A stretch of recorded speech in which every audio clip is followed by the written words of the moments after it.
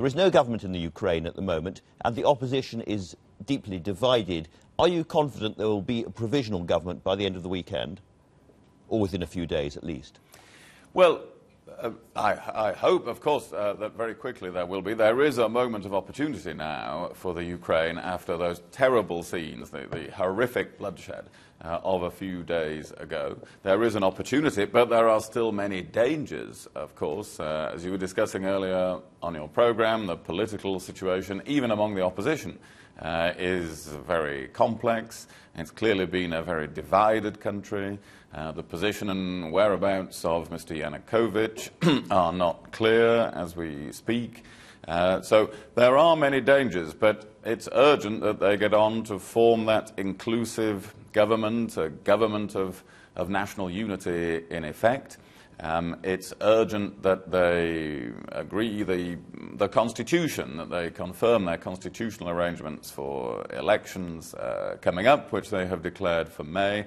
And it's really urgent that they and we get on with improving their economic situation. While all this has been happening, the Ukrainian economy is in a desperately difficult situation, and they need an economic program that the rest of us, through the International Monetary Fund and other institutions, can support so that they can stave off an even more serious economic situation. These things are all now very urgent, and we will be working with the Ukrainians and other European countries and the US and Russia on all of these things. Are we talking to the Russians? Because the Ukraine could split. We are talking to the Russians. This is a very important question. It's very important for us to continue to try to persuade Russia that this need not be a zero-sum game. It's in the interests of the people of Ukraine to be able to trade more freely with the European Union. It's in the interests of the people of Russia for that to happen as well.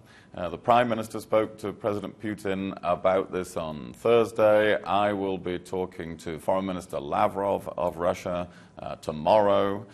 So we are in constant discussion with Russia, and it's very important we keep that up, particularly if there is an economic package. It will be important that Russia doesn't do anything to undermine that economic package and is working in cooperation and support of it. So a lot of work to do with Russia over the coming days. Given that a lot of people in the east of the country are pro-Russian and worried about what's happening in Kiev, do you think there is any prospect at all of the Russians sending the tanks in?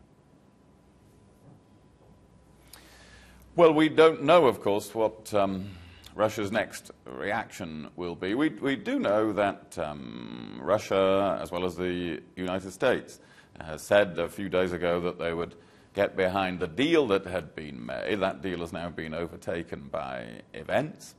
This is the importance of us continuing the dialogue with Russia. But it's not behind the deal that had been made. That deal has now been overtaken by events.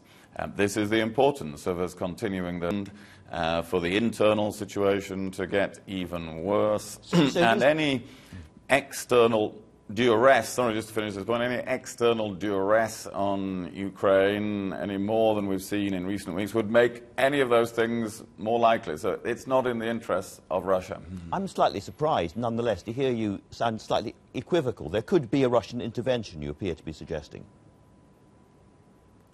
No, I'm not. You were suggesting that, really, in your question. I am not suggesting that. I am really suggesting that it really would not be in the interests of Russia to do any such thing, that we have to keep up the communication with Russia, as we are doing, as you can gather, so that the people of Ukraine can choose their own way forward.